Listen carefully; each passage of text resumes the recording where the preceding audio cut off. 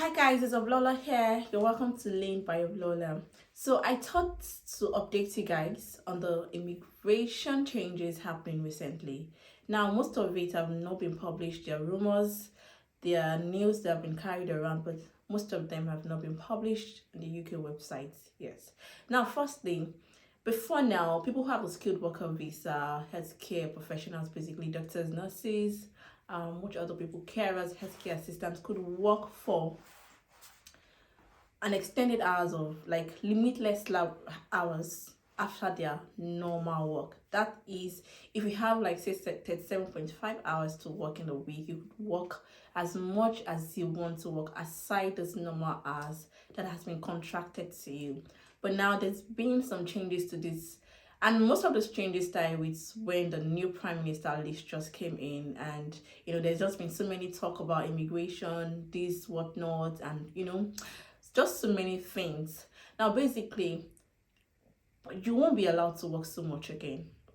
You just have a 20 hours count after your normal contracted hours to work. Now, the other changes is, but this one has not even it's not been verified yet, but it looks as though it might be. Who knows?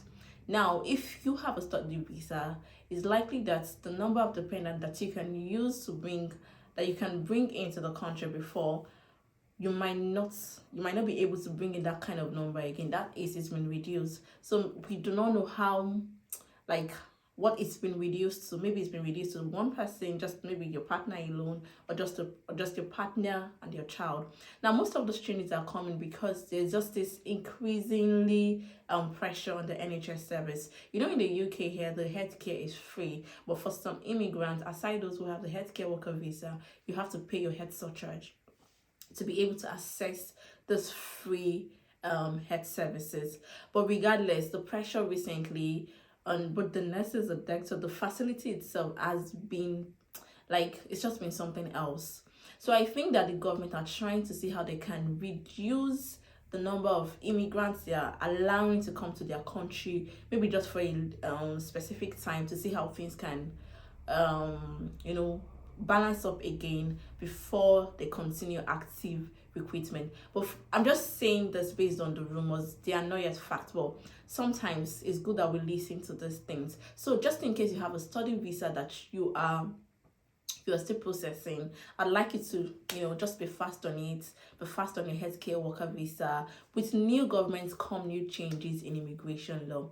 Now, that's just by the way. So I've got something I needed to say very urgently, and it's just about the UK banning some people from coming to the country. And this is really true because I've been hearing news. I don't know these people, but I had friends who have told me about these people. Now, if it's something that you're interested in, I'll just be right back with the whole information.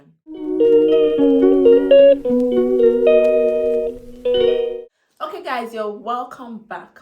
If you have not subscribed to my channel, please consider subscribing to my channel. And if you're a new subscriber here, thank you so much for sticking around. And to my returning subscribers, you guys are the real deal. Thank you so much for all of the love you've shown me so far. Thank you so much. Now let's go straight to today's business.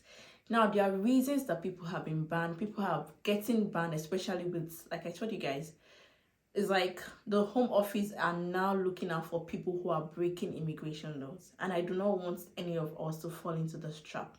Now, one of the reasons, or number one reason I have, is overstaying in the UK. Once your visa, because most of the visa, if you don't have a permanent residence, like a permanent residence card, your visa has an expiring date. If you overstay in the UK, it's possible that those guys will not only deport you, they're going to ban you. And most time they are banning it for 10 years. Yes, that's by the way, because I'm still going to where really concerns us. So the next one is coming to the UK illegally. Of course, they'll find a way of finding you. And I feel like it's not always easy when you go abroad illegally, because you cannot get real jobs, you cannot even get houses to rent. Before you can rent a house here, sometimes your landlord has to get a share code from you and ask you for the share code so that they can see your right to rent. Imagine, you must have that right to rent before houses are even being rented to you. I'm not even sure why those landlord asks for those right to rent. So it might be pretty difficult even staying in the UK. Now, another reason is breaching the condition attached to a visa. Now let's look at, there's already a limit to how much you can work if you have the skilled worker visa or the healthcare visa. That's if you're a nurse, a doctor, a care assistant, and then you're working more than the required hours for that visa. They are watching you. They might not just say anything, but they are pretty, trust me, they are pretty watching you. And one day, I just pray it doesn't happen, but you just have to be careful about all of these things.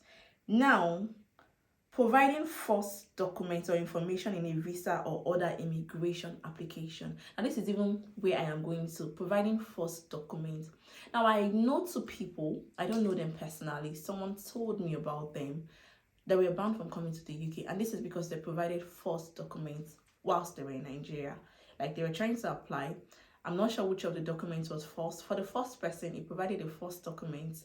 I do not know which one, and trust me, he was banned for 10 years. Like, 10 years has been placed on him, and they will write your name. I don't know where they used to write the name. And they write your name, you cannot come to the UK. It could be as, you know, something as little as maybe forging maybe your secondary school certificate, your university, anyone. You shouldn't even forge anyone at all. Any documents that you are using to apply for your visa should be valid and authentic. Like, I'm going to say it again, it should be valid and authentic. Now, the other reason why this other person was banned was because she lied about her traveling history.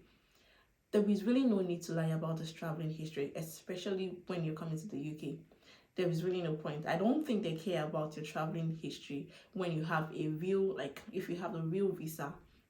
If you're applying for, say, the skilled worker visa, nobody is going to stop you if you've not traveled. Myself, coming here, I'd never traveled out of the country. So she lied about traveling somewhere, maybe she, and that's hoping that they will never find out. And they found out, like, they really did find out that she lied about traveling, and she was given a 10 years ban also. So these things can, you know, you just put an embargo on your card. Other countries might not even want to take it because of this embargo on your card. So guys, I really want us to be careful. People are really getting banned, and people are even getting deported. I want to put something up. The Home Office said something about deporting 533 people recently, just in the space of 1 month, who had criminal histories, who had broken immigration laws. Yes, they said so. So we really need to be careful.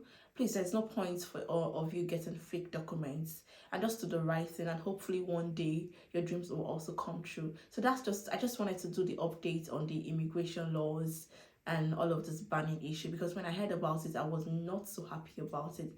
Now I've come to the end of my video.